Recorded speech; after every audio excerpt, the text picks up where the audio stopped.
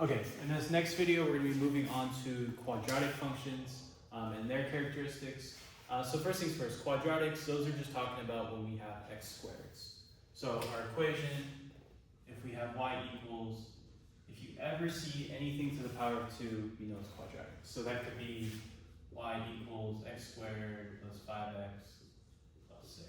Or it could look like, in vertex form, like x minus 2 squared plus 3. If we see that little 2 to the power of 2, we know it's quadratic. They're graphs. A trick for this is quadratics, they have the letter u. So a lot of the time the graphs look like u's if we have a positive leading coefficient. So let's just say we have a u. Remember, if we have a negative leading coefficient though, the graph goes down, it looks like an n. So if we see this shape, like a U or an N shape, then we should know, okay, it's quadratic. Next, for their charts.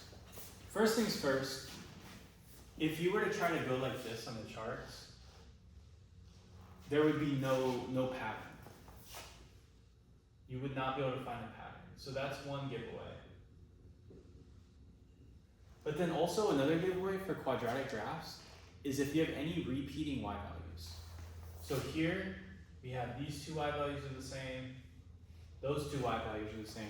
If you ever have that case where you have repeating y values, then you know it's going to be a quadratic if you're choosing between the pool of linear and exponential. But this makes sense for quadratics because if you remember, we put them in vertex form. We have our vertex here, and then the number before and the number after are going to have the same y value. The number 2 before, the number 2 after, and have the same y value. It's something we talked about a lot. Lastly, for word problems, we didn't talk a ton about word problems for quadratic, just two areas. First was talking about like area.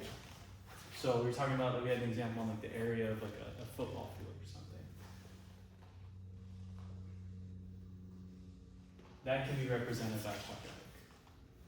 And then the main time we saw word problems for quadratics were projectile motions. So like an object flies up in the air from a certain launch point going a certain speed. Those were modeled by quadratics.